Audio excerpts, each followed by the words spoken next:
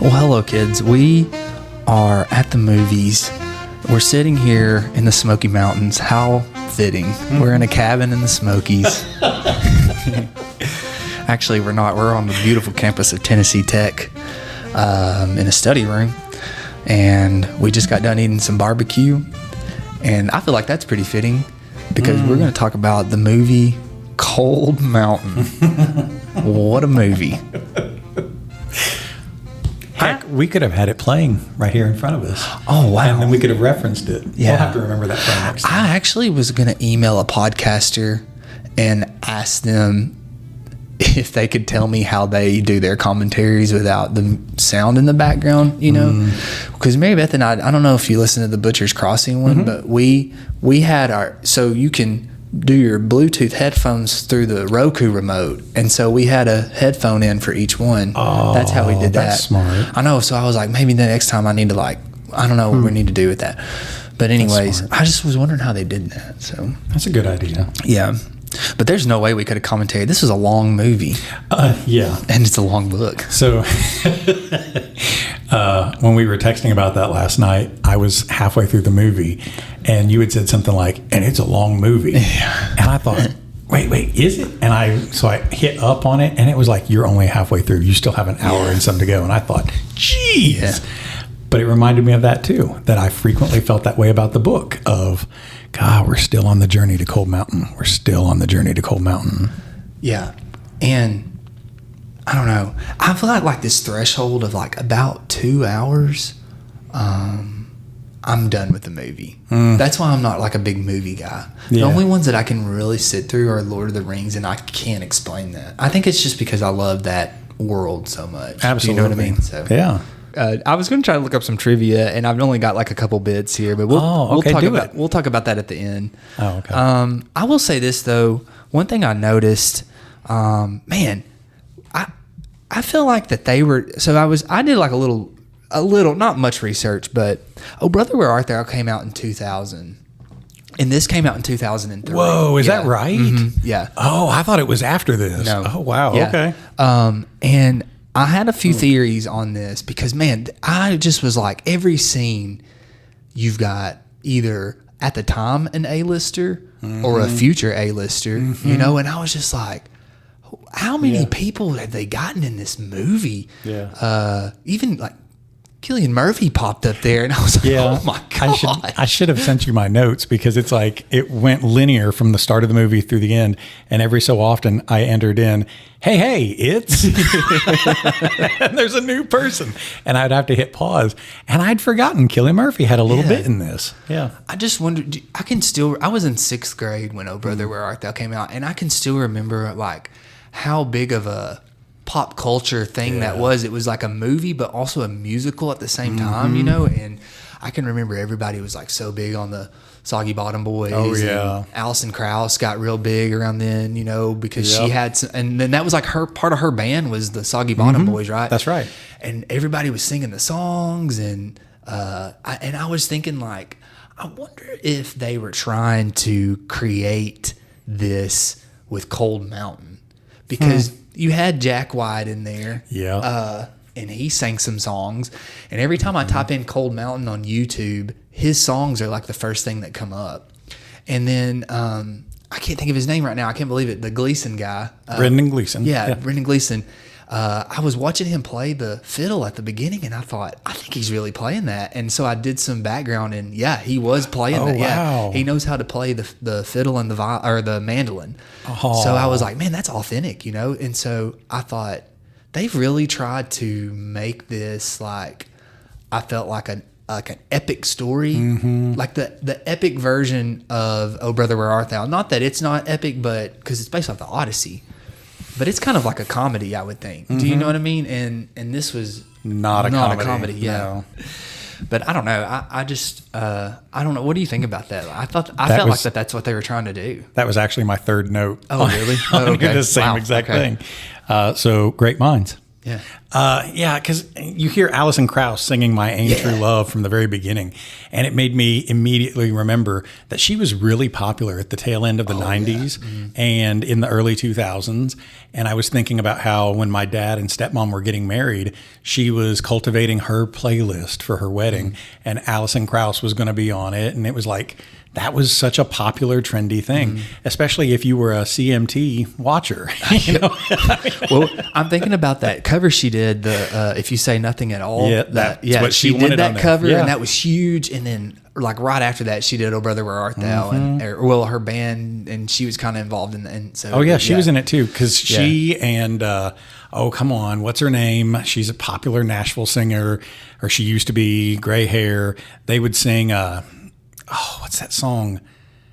Oh no, I know what you're talking about. Yes, Ain't Nothing But the Babe, something like that. Yeah, But I know what you're talking about. Yeah, you're gonna have to cut out all of my thinking there. No, I know what you're talking she was about. really popular at the time. They had a lot of that.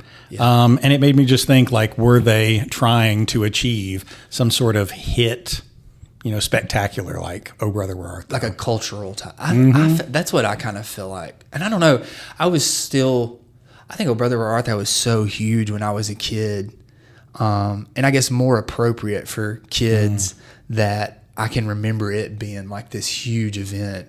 And I know I've said that on the book podcast, but the only thing I can remember about Cold Mountain is my mom just loved to watch it. And I don't know, maybe it was bigger at the time than I realized, because it was nominated for 7 Academy Awards. I do remember it being a big movie at the time, because watching it, I vaguely started to remember how April and I had watched it at our old house. And then this movie came out in 2004. So this was a 2003. Yeah. So yeah, we would have had to have watched it about 21 years ago, something like that.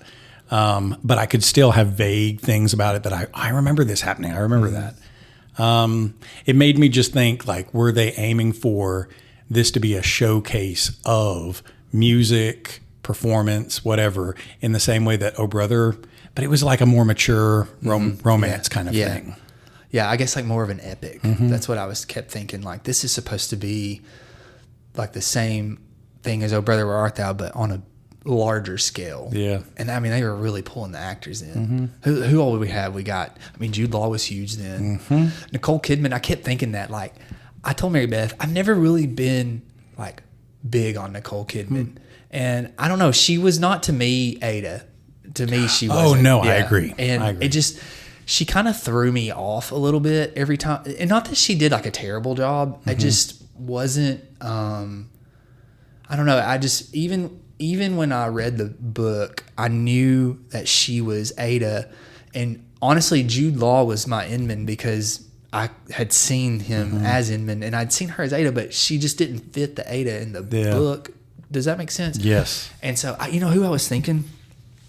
And she would have been big at the time too. What about Kate Beckinsale?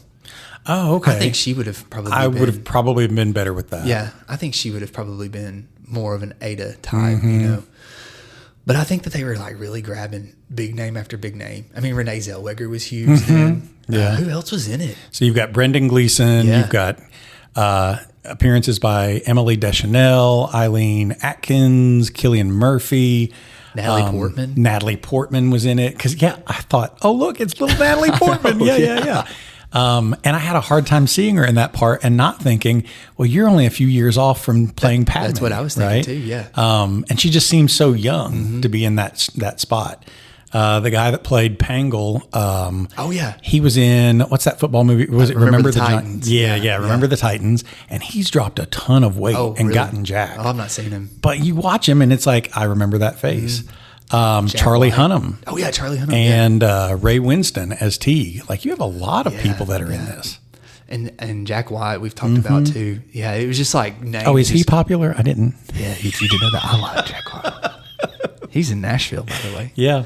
I read an article about him living in Nashville, and it was talking about how he lived at the end of a cul-de-sac in this neighborhood he had moved into. I think it was in Franklin, of course. And the people there were talking about how they would like throw these monthly block parties, like neighborhood parties, just because they wanted to stay connected.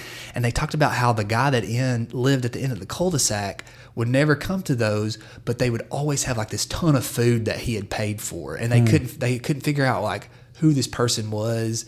They hadn't really seen him. They just knew he lived there. But they were talking about how like generous he was. And then it come to find out it was Jack White. Wow. They said he finally came to one of their parties. And they were like, That's cool. Oh my gosh, Jack White lives at the end of the road here. So That's really cool. yeah. But yeah, no, it was like I said, if they were not A-list at the time, they became A-list at some point in their career, you know? Oh, and then the guy that, Sally's husband was the guy that was in Major League. That's he was right. the coach. 'Cause I had in my notes because I was watching it, and what does he say to her? He's like, ah! And I put, give him the heater. I was like, there he is. I got a guy on the other line wanting a pair of white walls. I'll have to get back to you. That's hilarious. Yeah. So Esco and Sally Swinger's actors, to be fair, were in a ton of 1980s stuff because I remember. But yeah, Major League. Oh yeah, that voice. Yeah, I know. Well, I thought the guy's face looks familiar, but I guess his long hair and he looked skinnier in that than he did in Major League. But then when he was like, no, I was like, oh, I know exactly who this guy is. I know exactly who he is. I saw Charlie Hunnam, and I was thinking he looks familiar. Who is that? And I thought, nah, that can't be Charlie Hunnam, and it sure was. Yeah, that had to have been like one of the first One of things his he's first. done. Though. Yeah. I don't know. I thought he did good. I had a note there for Charlie Hunnam's character, though. I was like, this is an odd character. I was just thinking about like how he portrayed his character was odd because like he did that backflip off the thing and then shot the kids. And then when he got off his horse when he was there, he like did like this like acrobatic. And I was just kind of like, that's a weird way to say I'm going to take this character, you know? Well, who knows if it was the director's choice or his, but I don't remember that being part of the book. I don't either. Yeah. So why make him be like that? Yeah. And I feel like every now and then there was something weird in the movie that made me think, would this have been maybe just an oddball thing that an oddball killer like him would, I don't know. That's one thing I was thinking too is like, is he trying to show that this guy's off his rocker a little bit, you know? And I think he did that, but it was just, I don't know. I was just thinking, I don't think a guy in the Civil War would be backflipping off of it. You know, it just didn't fit does that make sense? It was weird. Could you imagine some of our students if this were the middle of the Civil War and now they are out as part of the home guard? Yeah. Could you imagine? Because you know the kids at school that can backflip because that's all they talk about. This guy can backflip. Let's go watch him backflip. And then they haul out their 6-shooter. Pow, pow. Got it. I did think, though, to give Charlie Hunnam credit, I felt threatened whenever he would just be sitting by the fire. He'd be looking out under his hat. He has good eyes or presence of face or whatever to make me feel like this kid could reach out and cut you. Yeah. Like he felt more threatening to me than Teague did. Mm-hmm. I know in Sons of Anarchy, when you watch season 1, his accent, his Welsh accent really comes through because you're kind of like, golly, I think that him having like a twangy accent really helped him out a lot, you know, because I don't know. He did remind me when he was like reading that proclamation when they had like established the home guard and he was reading it. I thought I've heard when I was living in East Tennessee, I've heard guys like that. Like there's that little anger behind it, and there's kind of like that "you can't touch me" type of I guess sound to it, you know. And I was thinking, he's doing a pretty good job with that. I will say this: that was the first note outside of "this is a long movie" on my notes was Nicole Kidman started talking, and immediately I was like, this accent is not going to work. This is not going to work. Are you and I like just copying notes? It's literally the first thing in my notes. Because the movie opens, you get the movie company or whatever, and then Ada says something. See, second note right there. Oh my gosh. Literally, my first note says, from the opening, Nicole Kidman's fake Southern accent has me groaning. Oh, God. Mine says, I immediately do not buy Nicole Kidman's accent. No, not at all. Okay, so I was going to talk to you about this. I just got done reading Demon Copperhead, like we've talked about today at lunch. And one thing that I do like about Demon Copperhead is they talk a lot about how we in Appalachia have kind of become like the butt of the jokes, you know, and how they were talking about how these caricatures that are invented in Hollywood and stuff, sometimes we think of them as tributes, but sometimes it's really them making us think that they're tributes, but it's just a joke, you know? And I was thinking, like, is that the best we could get? Was just the typical, like, well, there's a war going on here, you know? And I was like, because that's not, first off, that is not, and I know she's from South Carolina, from Charleston, Ada is, but that's just not, to me, the accent that I would go to, you know? I had in my notes that I think it's a mix of several things, because you have a number of people in this that are British. Yes, or I noticed that too. Because you've got Jude Law, Ray Winstone as Teague, Charlie Hunnam, Jude you've got Law, you said Nicole Kidman, Brendan Gleeson, yeah, I was going to say him. There's another one too, and I can't think. Cillian Murphy, yeah. And there's somebody else. I know, I can't think of who it is. But I mean, so every many time British people. Yeah. And one of the comments that I had in here was like, what is this supposed to be all about? Is it because their accent somehow contributes to what is it? I had 3 Brits, an Aussie, and somebody else all playing roles as Southerners. Is that convenient because their accent somehow contributes to, I don't want to say a degradation, but an evolution into an Appalachian accent? Or is it just because they were all A-listers at the time? Yeah. But I feel like Jude Law's accent, I didn't struggle with one bit. No. But I also didn't feel like he was overworking it. No. Nicole Kidman always felt like she was really trying to sell me on it. Yeah. I thought Gleason's accent was pretty good, but I think it's because, like you were saying, he's Irish. And I remember there was a linguist that I used to, because accents and language have always interested me. Sure. Like, how are we the same people but talk different? Do you know what I mean? And there was a linguist that I used to watch on YouTube, and one of the questions, it was a video, he was talking about the Appalachian accent, and he was saying, like, if we want to be honest, our accent is probably the closest we're going to get to, I guess, the homeland, you know, because so many Scotch-Irish people lived here, and that's why we've got that, like, well, I just said Irish, like that I and our R's are kind of hard, you know, like the Irish stuff like that.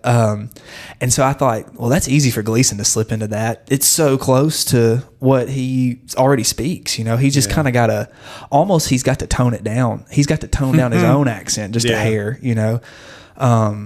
Even right there, hair, you know. See, our listeners are never going to hear that in my voice, because I was ripped away from our homeland when I was like 3 and made to go live in the barren wastes of Ohio. You're a Yankee. And I learned how to talk through my nose. And then I come back in 7th grade, and y'all have these wonderful accents that I never grew up with. Well, I appreciate that. I've been told other things about my accent, so I appreciate that. Well, they're wrong. Because if they're saying that, they're also all moving here because they want their kids to talk like this too. Oh, maybe. So that's another thing we talked about in class one day. I was like, you guys realize your accent might be disappearing. You know? True. That's another podcast for another day. We could sit on that for hours. But I also wonder, like, you have to believe that the director, the producers spent so much time having the actors learn how to do things. Like, I'm sure they made them spend a weekend or a week beforehand learning how to do these things on the farm, learning how to shoot, learning how to do this. You cannot tell me they did not have qualified, talented voice coaches working with them. I was thinking you had to have a linguist on set. So they were okay with Nicole Kidman, and like it just passed? I don't know. Or is it because she was so popular at the time, coming off of Practical Magic and whatever else she was doing? I don't know. I did not believe it 1 minute. Yeah. And Jude Law's take on it, he kind of had that like a Ada Monroe, you know, which I know kind of sounds goofy, but Mary Beth was kind of watching bits and pieces of it. We were watching it. And that's something we were talking about, is like that Carolina accent has that O in it, like go here and stuff like that. And so for me, it wasn't like a big deal when he was like, are you Ada Monroe? Because I was like, I mean, that kind of sounds like what I would think. I don't know. I was torn on Zellweger's accent because at times I thought she's really nailing this. But then at times I was like, no, she's making fun of us right now.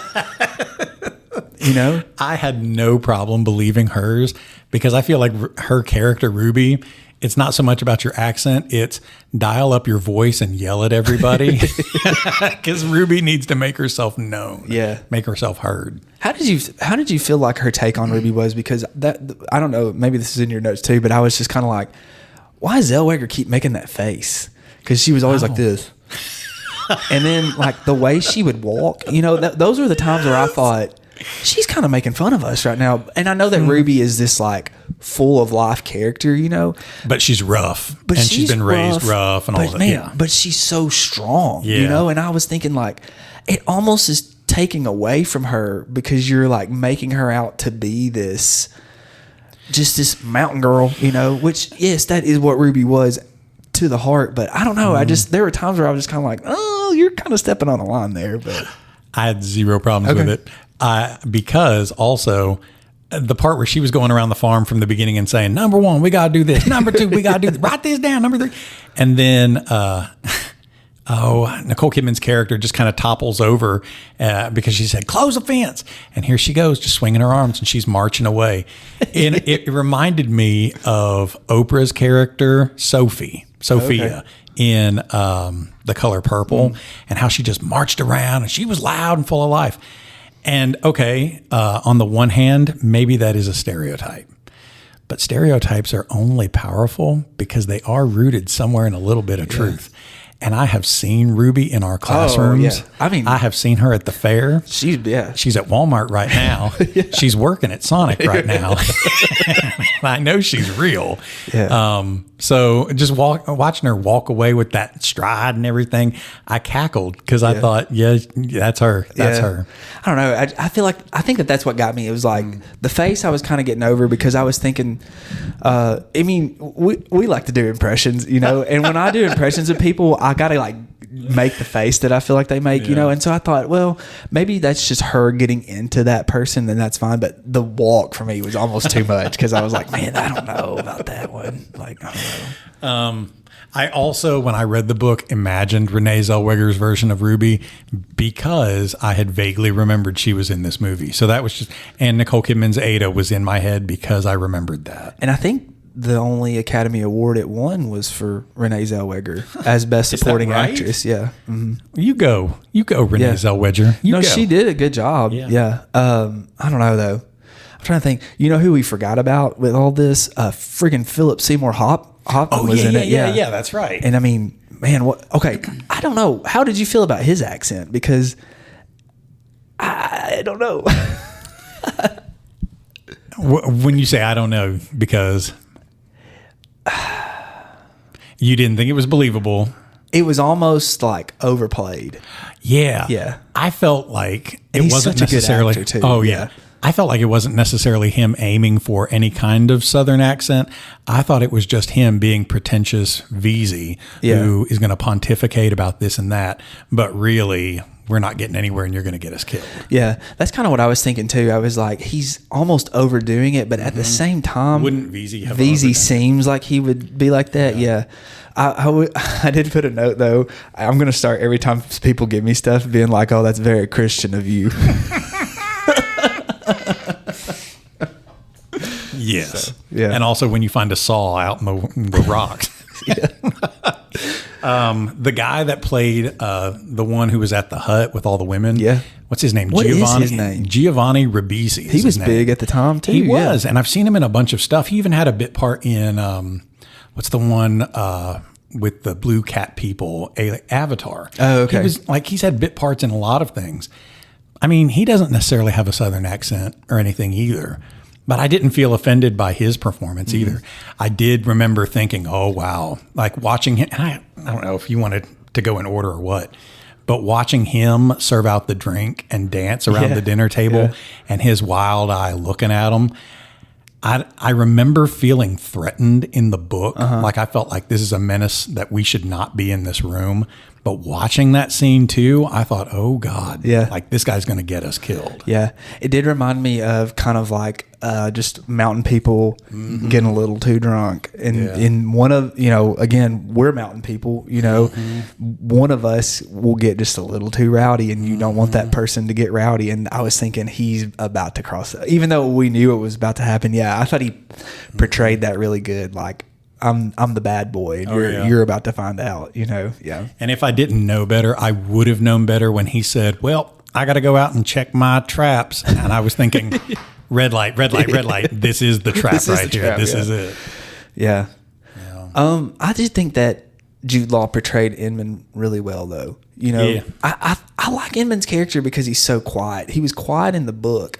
I can remember watching the parts with VZ and him telling, what did he tell? Oh, he told VZ something about like, I just want to find something to eat right now. Like, do you know what I'm talking about? And I can remember when he said that to VZ thinking, this is like the first real emotion that Inman's let out towards a person. And I did think that Jude Law did a really good job of portraying that. Yeah.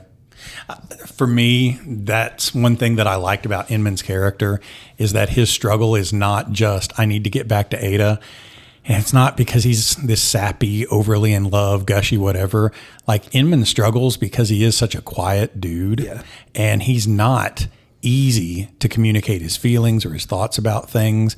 He's just very, I don't want to say withdrawn, but he's very internalized. He's just walls up kind of guy and keeps to himself, thinks his stuff. And I know plenty of people that are like that. Mountain people that I'm related to who are just quiet and just keep to themselves and don't need to run their mouths like Jason Crockett all day long, right? Well, I think, you know, sitting here talking about it, I think that the book and the movie did a good job at portraying mountain people, because I feel like we've got our three types of mountain people presented. We got your introspective, deep thinking Inman who kind of stays quiet. You know, he's a good person, but he's not going to talk a lot. You know, you've got your like benevolent people like Sally and what was her husband's name? Esco. Yeah. Sally and Esco, you know, they just want to help people out. And then you've got your rowdy, insidious types like Charlie Hunnam, like the guy we were talking about at the hut. You know, I feel like that those are like the three types of mountain people, and they were all portrayed, I thought, pretty well, you know. Also the drunk pastor who's been into a lot of bad stuff. That was very Christian of him. That sounded just like it. That was good. I know who you're thinking he's going to be. One thing I did put a note on there, because I can remember this line being in the book, since we're kind of in this area of the movie, when they go to saw the cow up, the bull up, and Inman goes, let's do this in chapters. I remember that being in the book because I thought, what an interesting way to say we're going to saw up an animal. Like, let's just do this in chapters, you know? So I thought that was cool that they put that in there. I agree. Do you want to talk about Inman and his role as a Confederate? Sure.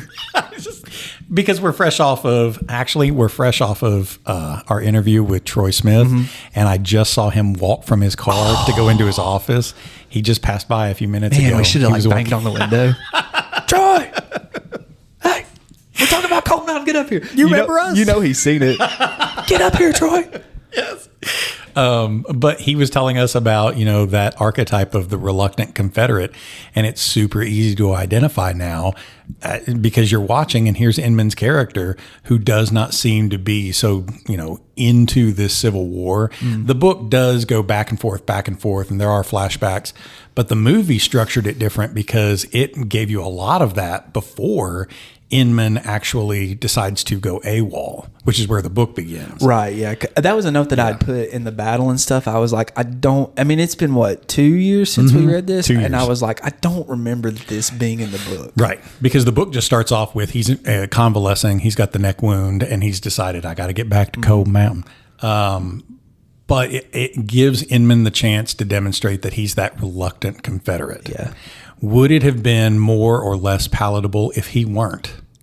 I don't think you could make the movie in modern days without it. Right. But I mean, we talked about this at lunch. It makes you realize that it's just a tough thing for us to, I guess, digest and take in, because when you do watch and read things like that, you do realize like these are our people, you know, and so you do want to hope that there's that reluctant guy that's just kind of like, well, I'm sticking up for the village of Cold Mountain or the town of Cold Mountain. I'm not necessarily standing up for the slave owners and things like. Do you know what I'm saying? And you want to think. I think that we want to look back as Southerners and look back and say, surely there were a lot of guys like that Do you know what I'm saying? And Yeah. but like Troy said, that's just apparently a trope that's been invented. Yeah. You know? Yeah. Because it makes us feel better about some think so. people's choices. Yeah. I think so. I do remember learning that General Lee, like that was kind of his attitude at the beginning as well,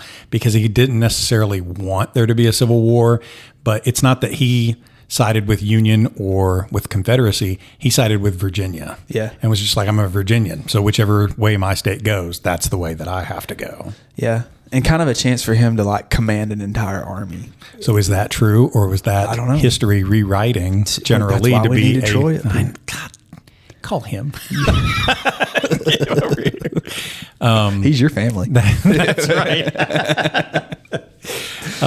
You were talking about in the beginning, like I didn't remember this part, right? They didn't have that in the book because I had written down here, who is this Oakley guy? Yeah. I didn't remember him. No. And when they have the explosion and then the Yankees are just cascading against that crater that they've made, Oakley and some of the others rush into it. Inman stands at the lip of this, and it's nothing but chaos, and there's hundreds of guys down there that are being trampled and shot at and mauled, and there's dark, there's fire, there's smog and human filth and everything. And at that point, I thought, wow, if this is supposed to be a comment about the ugliness, the brutality that people like Inman, whoever, have been faced with, that this is what your civil war is going to bring about. Yeah. That's all the image I needed. Yeah. It was rough. But then Inman leaps into it. And I was thinking, whoa, why? And I'd forgotten it's because this Oakley character went in there. And I thought, what does Oakley matter to him? But that's the point, is Oakley's this boy from back home, and I got to at least help him. Mm-hmm. Man, and that scene was so rough and violent, which, you know, I mean, I'm sure it was how should I say this, Hollywoodized or cinematized or something like that. But man, like I was thinking when the guy, do you remember the part where the guy steps on the guy's head, you know? And I was thinking, you know, that happened. Like people were just oblivious to what was around them. So I do think that they did a good job of not romanticizing that part of the war. Oh, yeah. Yeah. No. Do you think that they romanticized any of the aspects of it? Maybe other than the fact of like we've been talking about the reluctant Confederate, you know. Okay. I do want to think that there had to have been people like that, you know. I want to think that. I don't know if it's as common as like Troy has said. It's in like all the westerns, and you know. And so it makes me now think when I see these guys like, well, here he comes, you know, here's our reluctant Confederate. But I do think that they kind of maybe romanticized that part of it, but that was how Frazier presented Inman as well. Yeah. You know? The parts that I felt were romanticized were the idyllic life, the idyllic world of Cold Mountain. Like that's what I thought was really being romanticized. Like, sure, it's hard for Ada and Ruby to get the farm under control. It's hard that, you know, plenty of people are starving, but the movie seems to make it seem like they quickly tame that. And the place becomes very habitable and beautiful again. And they seem to be doing okay with each other. And Ada's even reading to her by candlelight. And Ruby picks up a book and says, well, I like that. Yeah, I remember that part. I like this. You know, that I felt like was being romanticized. But not the war aspect. No, I don't think so. Like. Yeah. How long did it take in the book for them to get that farm tamed? I mean, a while. Yeah, it was like 2 years, wasn't it? Yeah. Because she even sells off the piano, and they get some food, some seed and stuff, a hog, and she says, well, if we're careful, we might survive this winter. But the movie just makes it seem like a hop, skip, and a jump, and now, you know, the property's cleaned up. Yeah. Which that goes into Cold Mountain is such a rich, deep, epic type novel, and you've got a movie here when it's 2.5 hours, and we're sitting here saying, how long is that? But so you've got to, I guess they had to like manage that. Am I wrong? But at the end of Cold Mountain, when he runs into Teague and them, the war is over. Oh yeah, and they're still looking. They're just wanted to look for him because you've gotten on our nerves, basically. Right. Yeah, I had that written down in here, is that in the movie, I feel like Teague is much more of a nuanced villain. Yeah. Like I get that he's a bad guy in the book, but in the movie, they made this whole backstory for him that his granddaddy used to own Cold Mountain, and he wanted this property, but your daddy bought it up. So it's like, oh, he gets to be this melodramatic villain who's coming after the young damsel, Ada. I think that the Teague in the book was more villainous. Do you know what I mean? Because we didn't know much about him. We just knew that he was like a bad guy, you know, which talking to Russ Witcher, he was explaining like writing a screenplay and talking to people in LA and things that they had like recommended for him at these festivals, you know, how to present these characters. That's what, like, he talks about how, you know, these guys in this train robbery were all bad guys, but we got to have one guy to pull for. So how are you as a screenwriter going to make your protagonist sympathetic? Do you see what I'm saying? And I think with Teague, they wanted an out and out antagonist, and we need to have a reason not to cheer for him. Well, then you've got this is my land, and you're lucky you're living here. You know, you've got that guy, and then he's kind of like, what does he say to Ada? He's like, I'm not nobody. You know, you know, he's like, he keeps saying, this is my field, woman. You listening here, woman? This is my field. It's gonna be my field. Yeah. And so you're getting mad at that, and then you got on top of that, he's riding with Charlie Hunnam's character, who we've already talked about, makes us uncomfortable to watch because we're like, you're like a powder keg, you know. So I think I understood why they chose that for Teague, but I still think I prefer the Teague in the book because, like I said, he was like, you just didn't know who this guy was. He just kind of like appeared from the shadows. Do you know what I mean? I do. Yeah. And so it just makes me feel like, I think that's why I like the mini series type things better, because you could probably work that in a little bit more. Cause like middle of the season, well, here's your antagonist. He's this bad dude and he's Teague, and we don't know anything about him other than he hunts runaways and kills them, you know. But it's a lot easier to be afraid of that shadow when you don't know anything for him, when you don't have the nuance. Yeah. But this was the irony for me, is because when you look at melodrama characters, you have the young hero, you have the damsel in distress who's virginal, she runs an orphanage, whatever. And I guess if you squint, tilt your head to the side and look for it, Ada's farm is the orphanage because she's got Ruby there and her, and then eventually Sally Swanger. And that's all being threatened by the millionaire from the bank, right? And that's Teague, is that he's this melodramatic character. But the movie gives him nuance. And here's another thing with that. When he comes upon Pangle and Stabrod camped and he makes them play, man, again, I felt menace. I felt threat. Like, you know, they're here to kill you. Yeah. Stabrod knows they're here to kill us. And when he says, you know, play for us, he's like, yeah, sure. Okay. There's no talking your way out of it. And Stabrod knows that too. But when Pangle starts singing and he's singing, why does T get up and turn and start singing? Like, we go into an extreme close-up on his face while he's struggling to get some of these lines. Like, he remembers this. Like, was that supposed to be a scene of here's Teague somehow being, I don't know, affected by his humanity, being affected by, well, these are Cold Mountain people too, being affected by, we're not so different, and maybe this war wasn't worth it. Like, I don't know what that was supposed to be about, because after the song's over, he turns around and it's like, no, I'm committed to killing him. Do you think that they were trying to make Charlie Hunnam's character like the main antagonist because he's ultimately who kills Inman, because he's the one at the fire when they get done singing. You can tell he looks at Teague really annoyed, and he goes, are we going to get this over with? Right. You know, like, he's ready to kill.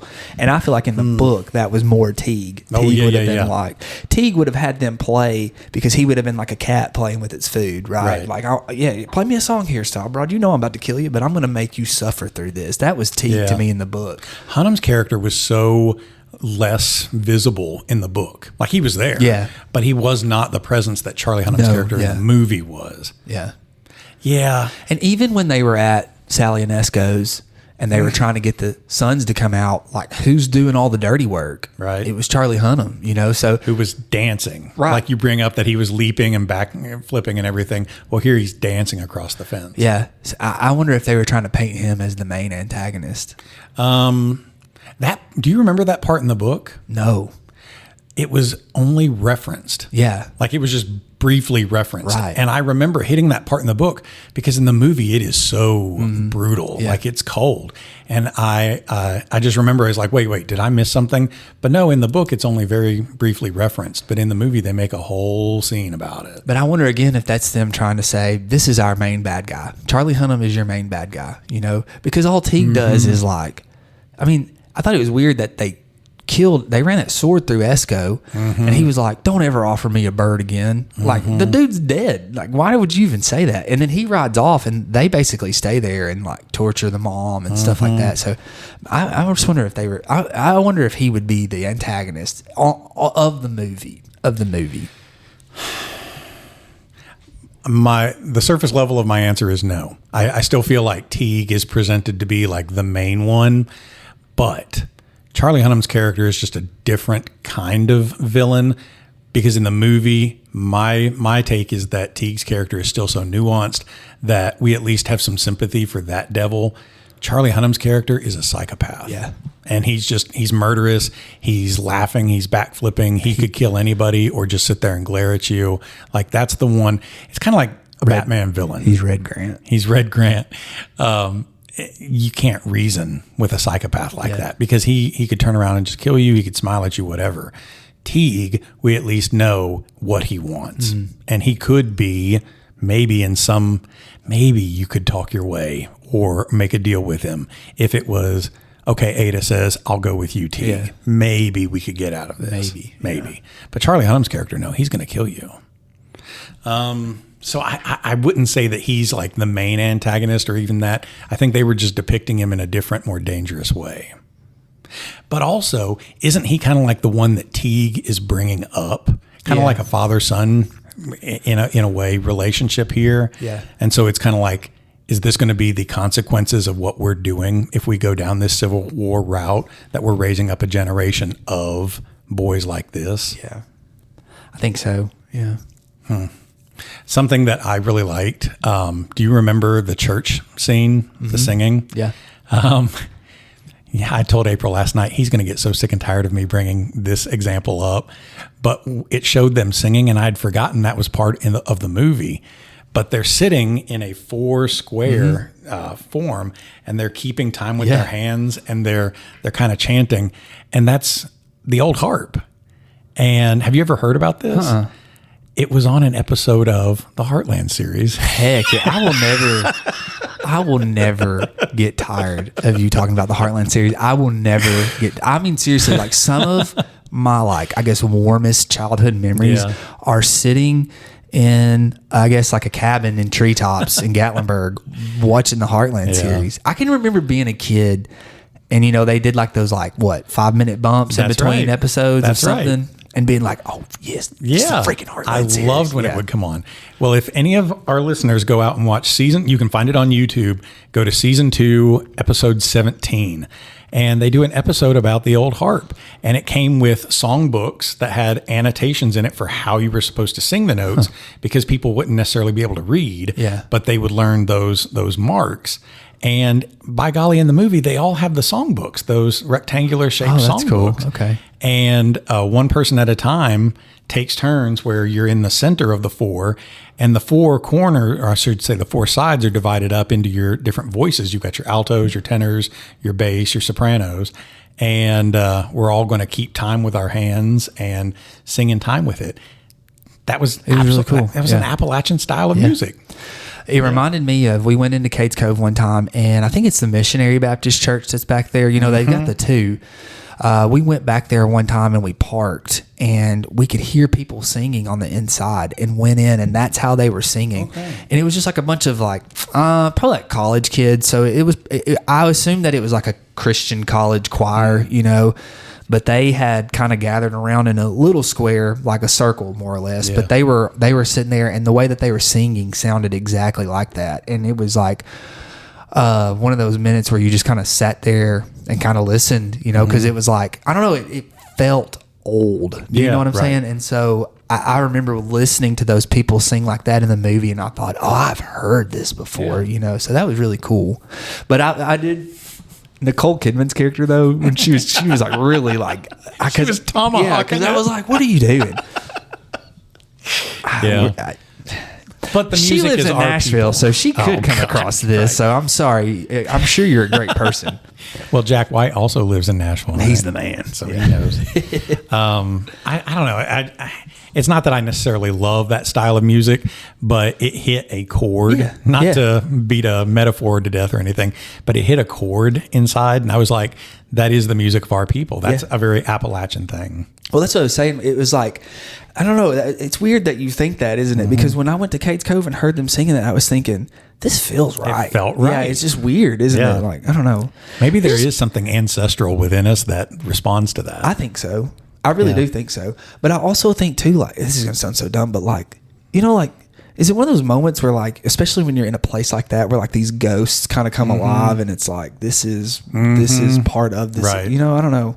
I know that that's probably dumb. No, I don't think so. Do at you all. think that that's also like, this is probably going to be so Appalachian centered, so those listening outside, y'all are just going to have to get over it. But do you think that that's just like kind of something that our region is like so specific because we're so connected to our ancestors? And I think we talked what? Just like this idea of like these ghosts like being around us and things like that. You know? Well, I think we talked about that before with Midnight in the Garden of Good and Evil, I think. Wasn't it? It was one of our earlier recordings. We had talked about something like that, right? Maybe it's just something in our heritage, or maybe it's something that has been bred into us. If we were a people who had been wandering in search of a culture, that we wouldn't necessarily feel that. But we have been rooted here for enough generations that something about that still calls to us when you hear it. Yeah. I mean, I've said it a billion times now. I left Tennessee when I was like 3 or 4, and I came back when I was 12. But there's something in me that when I hear that in the Heartland series, it felt right. Yeah. I will say this, Mary Beth, I've told you about how she's been all about Champ Ferguson lately, you know, and she was telling me something that I didn't know about the other day, because we were talking about our family's history and how we've got our genealogist and he's tracked us back to Switzerland and all that stuff. And Mary Beth was saying, though, like, it's hard for people in our area to trace their roots back to Europe, because she said she had read an article that said when people got settled into Appalachia, they would say, well, where are you from? Even if they were from Germany or Switzerland or England, they would say, I'm from America. Like, they were like, I'm American. Yeah. And so they essentially like cut that life off and said, this is where we're at, you know? So that would make sense. I don't know. It's just an interesting thing to think about. And I'm not knocking. I know that there is probably stuff like this in the Northeast and Midwest, and we're just probably not as familiar with it because we're not up there. That's not our people. Right. But I don't know. It's just interesting to think about how our people, like you say, have kind of come through and come about. Yeah. And I mean, we're lucky that when I look on Acast, we've got people all over the country that listen, you know, whether it's just one episode or they're following along. So I know that there is culture out there. You know, I know that the Northeast has their culture, and I know that, you know, the Midwest has their culture. And I'm thinking too, like the Southwest definitely has culture. But I don't know. I just feel like when you're talking about like creating like just the epic literature, we're gonna put in characters and music and stories. I don't know. I just feel and I honestly feel like there's just one place to do that, and that's Appalachia. I have a billion times called The Stand like my vision of what an American epic story looks like, because it just covers so much space of place and character and all together in one major story. And I'm not saying that there isn't a Southern aspect to it, but Stephen King, who is a New Englander, does depict many Northern characters. But one of your main heroes is from Texas. Yeah. Another one is from also what I would have thought of as Heartland. She's from Nebraska or, you know, like in this zone. But you really don't get a lot depicted of the South in that. You really don't get anything from Appalachia depicted in it either. But I still feel like that one is a broad depiction of America. Yeah. And I love America. Oh, yeah. I love traveling America. Golly, if we didn't love America, we wouldn't get so heated up about some of these topics. Yeah. Yeah. I mean, we've been to Colorado, and that was a lot of fun, and met some cool people there. And like I said, Arizona was great, and a lot of culture there in Arizona where we were at, because like I said, you had like the native tribes there contribute so much culture to that. I think too, I wonder, this is kind of getting off to the side a little bit, but I really like reading books in the South, and I really like reading books in the Southwest. And I just wonder if that's like really our hotbed of culture, because Courtney and Kristen and I were talking about how in the South, our culture is so entwined with African-American culture, and that makes it so rich. And then we've even got like the Cherokee, the Creek, we've got that, that ties into that. And we just have like so many layers of culture here. And then you go back to the Southwest, and it's like the same thing. You've got Mexico, and you've got the Spanish, and then you've got the native tribes that are there, and I just wonder if these are like our little hotbeds of culture. You know what I'm saying? Sure. So I just wonder if that's why I'm attracted to those, because it's just sense. like deep layers of culture. Again, not that there's not culture in other places, but I just feel like that's like, if there wasn't so much culture here, why are they moving here for it? Good question. Because it's where it's at. When you would ask, like, do you think that that's a thing, that there are ghosts that like inside us that call out to that? I was thinking, that could be a good thing for your projects, is that you and Dr. Mather could go out and like play some of that music and then see if any of this calls to you, and you could hit the tom-toms together. What were we talking about? Oh, we were talking about the church scene. She says at one point, she gave him a book. Oh, yeah. I don't remember her giving him he has her picture in a book that he's reading in chapter 1. And I mean, it may have just been 2 years ago, but I don't remember her giving him the book. But in the movie, it makes a big deal about how she gave him this book by Bartram. And she said, what was it that he writes about these here parts? And that would be like if you were going off to war and Mary Beth gave you a Charles Frazier book. Yeah. Or if April gave me, I don't know, some sort of recording of the Heartland series or something like that. I feel like that relationship was depicted in a really personal, intimate way from the get-go. And I have read people say online that they didn't know if that really was how it was presented in the book. And I also struggled with feeling like they were correct in saying that. I felt like it was clear from the get-go that Inman and Ada felt an intense connection for each other. I felt in the book their relationship was more viable. Does that make sense? As opposed to in the movie, because Inman kept saying, she doesn't even know me. He kept saying like, I don't even think she'll recognize me when she sees me. And I don't remember him saying that much in the book. I just remember in the book thinking like, he's so desperate to get back to her because they love each other, you know? And in the movie, he was kind of going back on a hope. Like, I hope she loves me when I get back. And even when they met the first time after he had come back, it was kind of like I don't know, she like didn't hug him or anything. She was just kind of like, you can come back with me to our little cabins here, and I just thought that was just a strange way to depict that. Oh, I didn't feel that way at all. See, I felt like he is absolutely committed to this because that's his one driving thing. He thinks about her letter all the time saying, come back to me, come back to me. And he and she are meant to be. And when he comes around the corner in the snow and she is like aiming to shoot at him and says, get out of here. In the movie, it does depict it like, oh, she doesn't want me after all. But I kept feeling like, no, you idiot. She doesn't recognize you. She thinks you're one of the home guard or something like that. Well, that's kind of how I took it, is because he had been saying the whole movie, I don't even think she's going to know me when she sees me. And then he comes and she says like, get away, and he even says her name and she's like, get back. And I think that moment he was kind of like, I was right. She doesn't recognize me. Therefore, she doesn't love me, and I'm just going to turn around and go back home, I guess. And I just kind of wanted to rattle him. I just really wanted to shake him, like for thinking that or feeling that. Like, no, you're a moron. But also maybe that was Inman's character, very true to his character. In the book, I remember it was a Christmas party or something, right, where they were together and she sat on his lap. Oh, yeah. And it was like a very intense, personal moment. So I think it was that scene where he's standing outside in the rain, you know, because he does come in.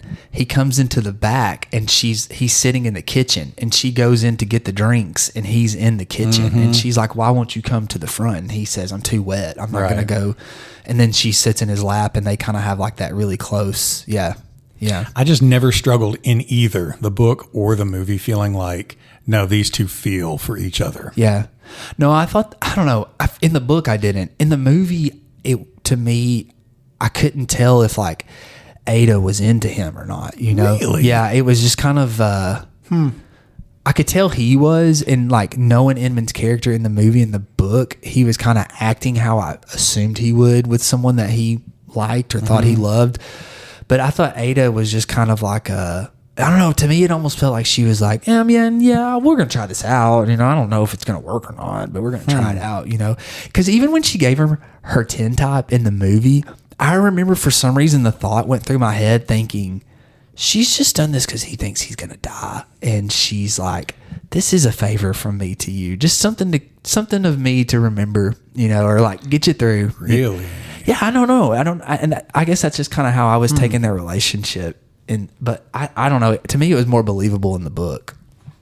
I wonder if these reactions are more telling about the characters in the book, like the way they were presented, or are they more telling about our perceptions of people? I don't know.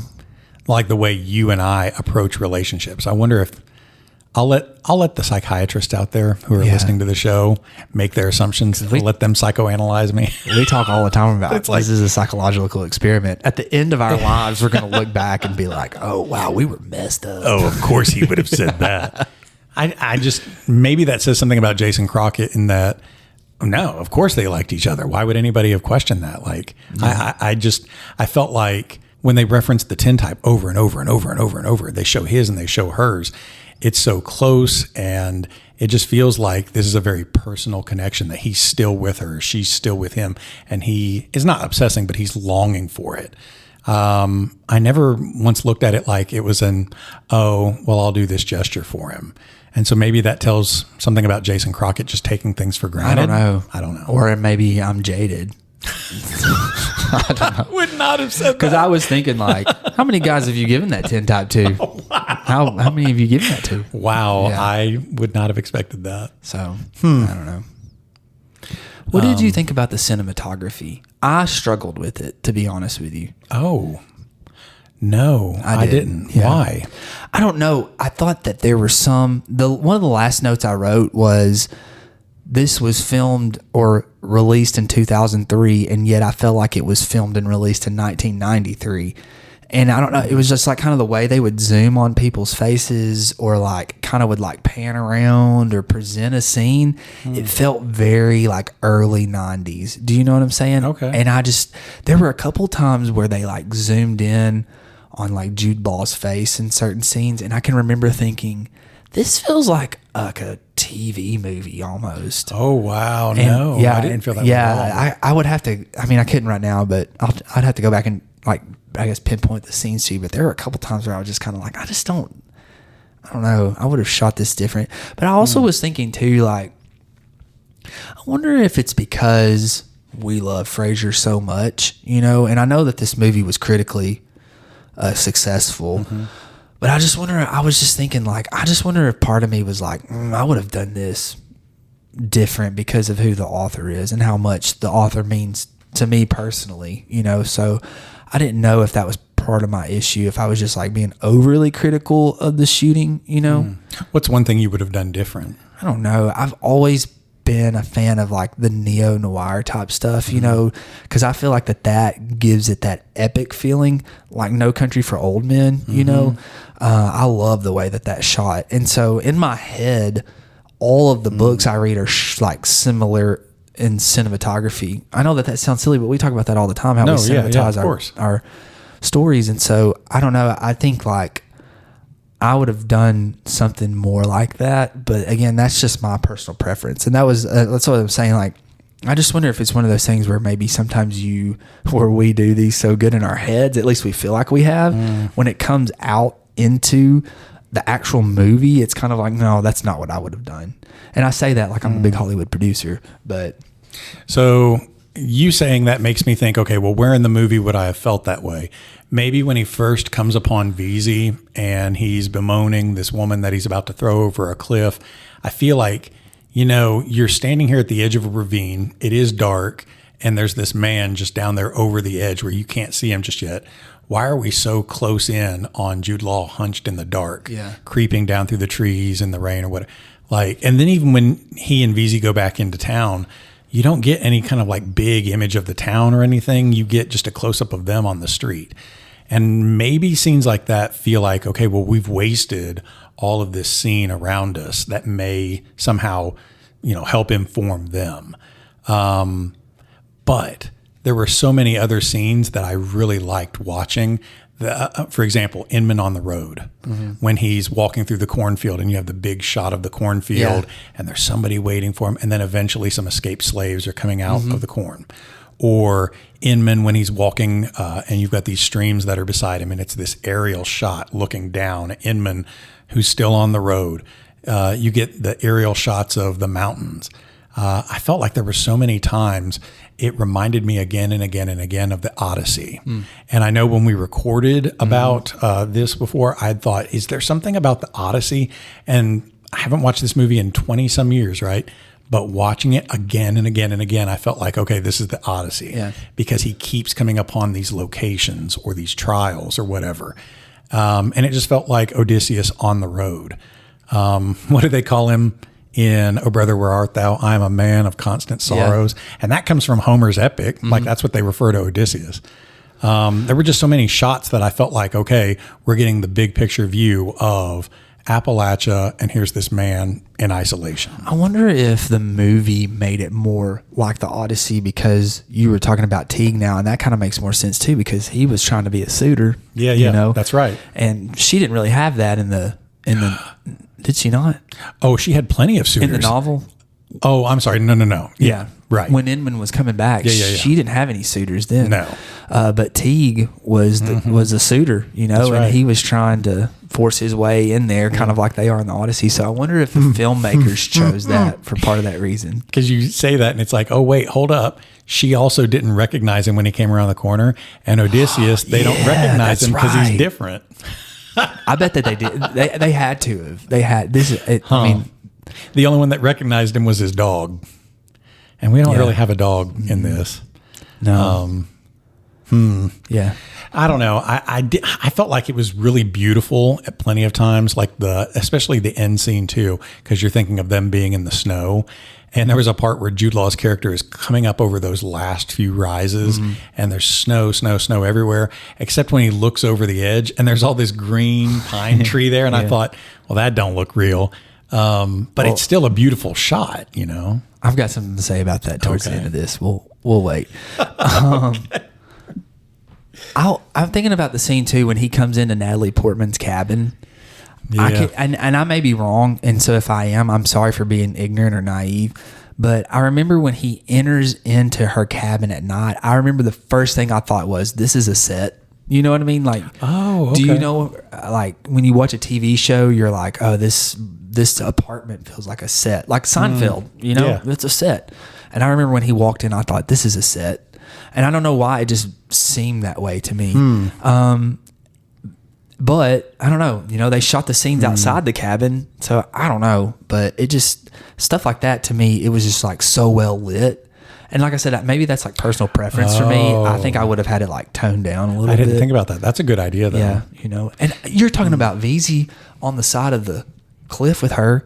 I mean, it looked like he had a spotlight on him. Yeah. And I think that's what I'm talking about. Like, it felt so like 90s-esque. Like, I don't know. I can't think of any movies off the top of my head. But I mean, we've both seen so many 90s movies that are sort of similar to Cold Mountain. And to me, it felt like it fit more into that than it did like Oh Brother, Where Art Thou, which is in 2000, Which Oh Brother, Where Art Thou is a little different because it's got like that sepia tone in the whole movie almost, But I don't know. It just was like, even the love scenes in it, I felt like were like very 90s. I was kind of like, this is just like a 90s romantic epic movie. They've made this it's a 90s romantic movie on steroids. That's kind of what I left feeling like?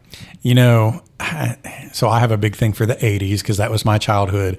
And so I have this Spotify playlist that's all like totally 80s. It's just 80s, except there's like a handful of 80s songs that aren't 80s at all. They're from like the early 90s because culture is still like, you know, lapping over that generational divide.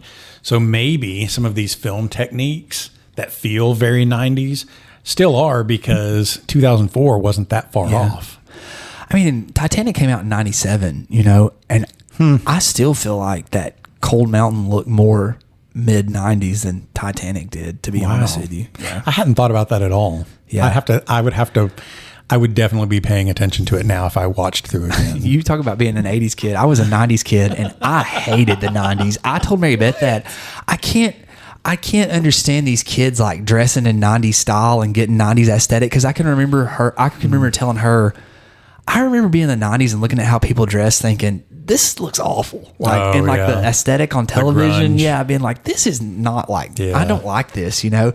And even the movies, you know, even watching like movies with my mom and dad, or when we'd go camping, watching movies or whatever, just kind of being like, this feels just like a little level of cheap to an extent, you know? And that's just kind of the feeling I got as far as the cinematography goes on Cold Mountain. I was kind of like, I don't know, this just kind of was reminding me a ton of me being a kid in the camper with my mom and dad, and they've got one of their romantic movies on, and it just looked the same to me. Do you know what I'm saying? So I don't know. You saying that makes me think of this TV series that April watched. It was either NCIS or CSI. It's one of those. And it started off in the 2000s, and it feels 90s. It feels cheaper than what it is. And yet I'll go back to the 90s and watch, you know, season 2 of Law and Order, and it feels more advanced than that. Yeah. So maybe it was just a holdover of some of the techniques. It's got to be like the director or somebody. The lighting director or somebody. Because do you know what's crazy is it was a good movie. I'm not upset with it, but I can remember thinking, I think if they remade this today, it would be so much better. I really do. I don't know. Maybe that's wrong of me, but. Well, it's going to be a different story in whoever's hands it gets into. Yeah. Like the guy that made Oh Brother, Where Art Thou, right? The Coen brothers. So like if you put them in charge of it. Done it. Oh, yeah. Or Christopher Nolan, like he's going to have it. Yeah. Could Martin Scorsese have done an Appalachian Story? I think so. I mean, he did Killers of the Flower Moon, and that's going to be out there. So Leo would be Inman. Oh, it would always have to be Leo. It would be, wouldn't it? God. Or I think he's gotten big on like Adam Driver being Inman. I don't think he would be a good. I like Adam Driver. I think he's a great actor, but I don't think he would be a good Inman. See, I feel like Adam Driver is the quiet guy. Yeah. Did you ever watch the John Wayne, The Quiet Man? No. Oh, that's one of my favorite John Wayne movies. Yeah. And John Wayne is not a good quiet man because he's not quiet. Yeah. But Jude Law or Adam Driver, I could see them being the quiet man. Yeah. Yeah, I think Adam Driver could pull it off because he's such a great actor. It's just when I think of Inman, that's not who I would put in my head. Yeah.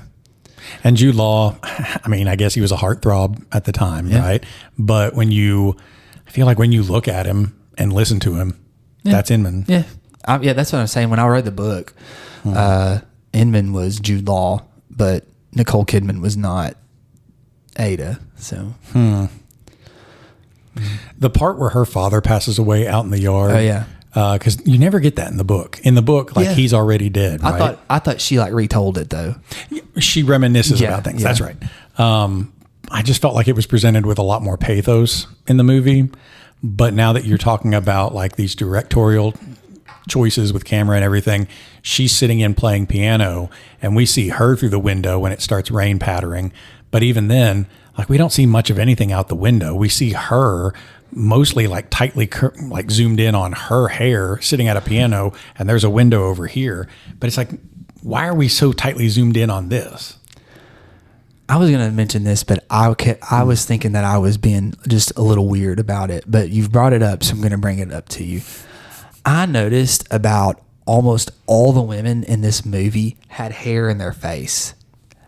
Nicole Kidman's hair was like just kind of like sitting on her face. Rene Zellweger's hair was just kind of most of the time just kind of like resting on her face, and I kind of got it was happening so much that I thought, I wonder if this is like the director kind of being like, oh, this is sexy to me, and so I'm gonna have this like casually tossed hair, and because it was happening all the time. I can remember a specific scene. You're talking about her at the piano. It was the scene right before she sold her piano, and she's playing, and Ruby's sitting there listening to it between the things. Because I remember the way her hair was, the way she was playing it, I thought, this is very sexual. And I thought that was kind of, because I had started picking up on the hair in the face. And then I remember seeing Ruby in the background, and it like panned into her, and her hair was over her face. And I kind of thought, I don't know, part of me thinks that, well, this is just mountain lifestyle. Who cares? We got our hair in our face. But at the same time, they would pull it back. Yeah. So I don't know. I thought it was just a weird choice type of thing. It must have been a costuming choice. I mean, that maybe you say that it was a very sexualizing image. I have a hard time picturing Ada being a very sexualized character. Yeah. I mean, she starts off as so prim and proper, and then she's struggling with just to wrap her existence around, what do I need to do to survive? How do I learn to do this? But this reminds me of How to Read Literature Like a Professor. She's playing the piano in that scene, and who's she looking at? She's looking at Inman, and so that could be that, I guess, that sexual connection. Because remember, Ruby goes, you ever wrapped your legs around that Inman feller? So I don't know. I just noticed that like the hair is always in their faces. She takes such coquettish offense at it, though. And it's like, oh. But she also grins.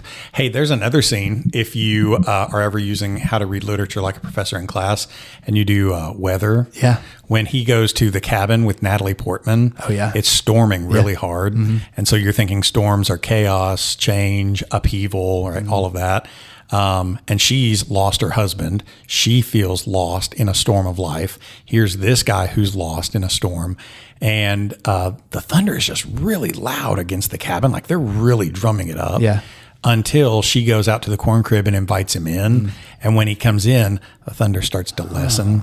And when he's lying down next to her, she starts to like give out all that grief. The thunder pretty much goes away. Yeah. Like she's processing her grief through the storm. That's a tough scene too. Yeah. I think. But then what happens the very next day is that the Yankees come by and there's chaos, upheaval, change, and she's the one to end it. Yeah. She finishes it. Yeah. What about her coming out with that shotgun? Yeah. Right. I think Inman was like, that wasn't what I was intending. I only got one more note before we kind of wrap up. Yep. But I was watching after Inman went, in the book, he sleeps under her wagon. He was at that lady's wagon, and he stops when he's on the road, and he stops and drinks out of that mountain stream. And it reminded me of one time we were hiking to Chimney Tops, and I was so thirsty. And the stream was just flowing, and it was clear, and I told Mary Beth, I said, I'm gonna come over here and give me a drink of this mountain water. And she was like, no, don't do that. You don't know what you're drinking. And I said, Mary Beth, this is mountain water. You can't get purer than this. I was like drinking it up, and I was like, man, that's good mountain water. And I was like, that's coming from God right there. And then the next day I had diarrhea and I was on the toilet for a week. And when he drank out of that stream, that was the first thing I thought was, Inman's about to have some trouble. He's going to die of the dysentery. Yeah. I think overall, one of the things that I really liked about this movie more than, I guess, the book, because it is, I really liked it. I think it was a good movie. The thing that I like about it is that it's not glamorizing Civil War, and it's not just a romance movie. Like, it really shows in each of these, as Inman would say it, chapter by chapter. Yeah. It shows how you can say, yeah, we're going to have secession. Yeah, we're going to have a civil war. We're going to show them, whoever they are. But really look at all the individual human costs. Yeah. Something like a civil war or the chaotic upheaval of any kind of revolution in society. It's not about some big goal. Yeah. It also took her husband away from her, and now she has to raise this baby on her own, and she has no idea how she's going to do that. And if you take her hogs, I'm a dead woman. Yeah. And this guy right here, and this woman right here. Like, there's so much individual human cost that you don't even think about And you're just trying to glamorize, yeehaw, let's go have us a civil war. Yeah. If I don't get my way, we're going to show them how it is. But you don't even think about your own relatives, your children, your neighbors, all of these people. There's so many different human costs. I think at the end of the movie, Ada said a line where the land would never heal. There was too much blood. And I kind of thought that's kind of true. You know, for real. I watched a video talking about how Nashville's kind of becoming the financial center of the South. And it was saying how really the South is just now kind of getting over the hump from Reconstruction, you know. And I thought, man, that's more true than we probably would like to realize, you know. Yeah. They made some, if you're talking about cinematography, they made some choices about that too. Like whenever they stabbed Esco with the sword, he fell back against the sheets that were hanging, and there was like blood on the white of the sheet. Yeah. And then when Jude Law's character gets shot, there's blood on the snow underneath him. Yeah. It just made me think of like blood on the innocent over and over. Okay. I don't have very many trivia things for you to kind of wrap up here. I did put Gleason does play the fiddle. You probably already knew this by now, but Teague, his character, he voices Beowulf. That's right. Yeah. And I thought, well, Crockett watches Beowulf right in class. And then did you know that this movie was shot in Romania? Nuh-uh. Yeah. Oh, well, I take back all those beautiful shots about Appalachia now. I think that you can tell, to be honest with you, because like you were talking about, you notice, why is that just nothing but spruce down there, you know? And yeah, we've got a ton of pine here, but not like that, you know? It's mostly I didn't even think about that. Hardwood forest, because I know like there were a couple scenes where I thought, yeah, that does look like home, but there are some times, I don't know, like I think Ada's like the farm in Black Cove to me. It just, I think even without knowing that it was in Romania, it would have bothered me some because for some reason it just didn't quite fit. Do you know what I'm saying? There was something in me that was like, this is not, something is not, it's kind of like Unjustified. The show is set in Kentucky, but you look in the background, there's these big tall mountains and you're like, yeah, it looks like Kentucky, but something's not right. And then I went and read and they shot it in California. So, and that's kind of how it was for me, kind of like, I'm so familiar with this terrain, you know, it was kind of like, there's just, yeah, it's really close, but something was not. And like you said, I think it was just little things like us saying, well, what's up with all that pine down there? You know, like why are these big tall spruces down there? So I think that it said that they had scouted locations in North Carolina and Virginia, but the production cost was way cheaper in Romania. They also said that there was more untouched land in Romania and they felt like that would be more like period appropriate. So I can see that. But yeah, I don't know. I was thinking, why didn't they try Tennessee? Could have shot it all over in East 10. I don't know. I mean, Georgia has definitely become a filming industry center for the South, right? And maybe there just wasn't a market for that in Tennessee. Maybe they hadn't explored that yet. I just wonder if our tax breaks probably go more towards like music and stuff like that as opposed to filming. So that's the only thing that I can think of. Maybe the filming in Romania somehow had a chain reaction to like some of these other directorial or shot choices that maybe with lighting, maybe with just people that you have working on it. It did say that some scenes were shot in South Carolina. And I think that, you know, there's that scene of Inman on the beach when he first leaves. And then I want to think that the shots with Veazey were probably in South Carolina because, you know, he ties him up to a palm tree, to a palmetto. Oh, yeah. Because I noticed that. That's right. Because, you know, I'm about to go. That's right. To God's country. No, I'm about to go to St. Augustine. You and Morgan Wallen. No, I'm about to go to St. Augustine. And, I mean, those palmetto trees, the trunks are so distinctive, you know, and they're in South Carolina too. When we go to Hilton Head, they're all over the place. I mean, they're all over the place up the coast. Anyways, because I remember when he tied him up to that, I thought, well, that's not in Romania. There's no way. So I wonder if they shot the scenes with Philip Seymour Hoffman in South Carolina, and they said some were shot in Virginia. So I wonder if like those shots were here, because why would we bring one guy over here for just a few shots? Do you know what I mean? Right, yeah. So if we're going to tie him up to this palmetto, we probably stayed home in America and filmed these few shots, because Jude Law's not in those few scenes with Veazey, there's really no other consequential characters that come across him. Do you know what I'm saying? So I think that was probably in America, but yeah. The only other one's with Giovanni Ribisi, where they get stuck at the house. Right, yeah. So there's the part where they're like with all the rocks and the rivers and whatever. Yeah. And then when they're captured and they're put on the chain and the Yankees come along. Yeah. But I mean, other than that, no. Yeah. Well, Would you buy this on Amazon, rent this on Amazon, watch it for free? I watched it for free on Prime. Or would you avoid? You watched it for free on Prime? Mm-hmm. I have Paramount Plus. So Okay. Yeah. So I tried Paramount and it would not play. Like I have Paramount and I tried like playing it like 6 times and it kept telling me there was an internet problem. No, mine was free. Okay. So I went back to Amazon and you could rent it for $3.99 or you could buy it for $5. Oh, I didn't know that. So I bought it for $5. I would buy it for $5. Now that was the discount price because full price was like $16.99. Yeah, I wouldn't buy it for that I would have hard passed on that. Yeah. I would have just rented it. But for $5, heck yeah, I bought it. Yeah. Yeah. I think I could see myself renting it every couple of years just because, like we've said, I love Frazier so much. You know, I think I would go back. I think that there were a couple of times where I watched it, and I don't know if I was getting emotional or not, but I was just kind of like, yeah, that's that character that I know from that author that I love, you know? And so I was like really excited, or like, I don't know how to explain the emotions around that, but I was like really like, yeah, that's one of Frazier's characters, you know? And I think we've talked about through these Frazier stories, he almost borrows, and I think that it's just good writing. He borrows so much from his characters, you know, like there's a Ruby character in a couple of other of his books, and Inman reminds me of Val in the Trackers. He's like very quiet and very, you know, like just methodical and just chasing his love. That's really all he's worried about. He's not stirring up trouble. He's just got one thing in mind. And so I see these characters and they're on the screen, and it's not the Trackers, which I think the Trackers would make a good movie. After watching Cold Mountain, I don't know why someone's not picked that up, but anyways, you know. Oh, they just haven't yet.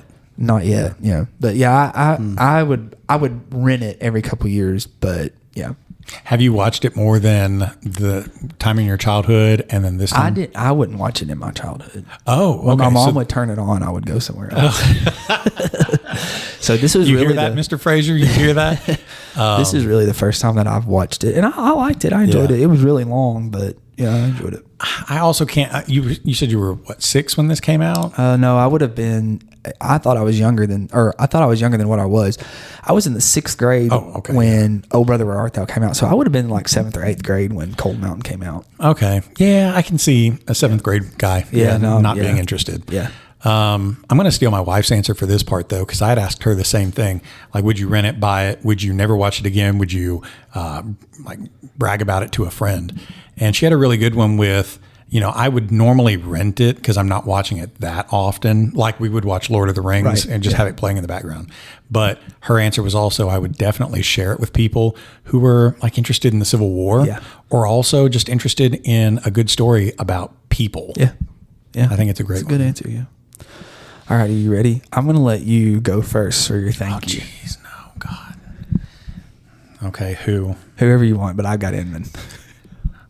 Well, that was very Christian of you, and I do appreciate you having me in here and saving me from almost destroying myself out there at barbecues today.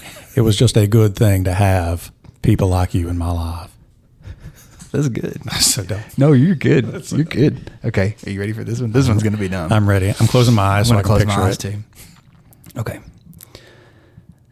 They say if you say thank you 3 times, the show will end. Thank you, thank you, thank you. I think it was the divorce.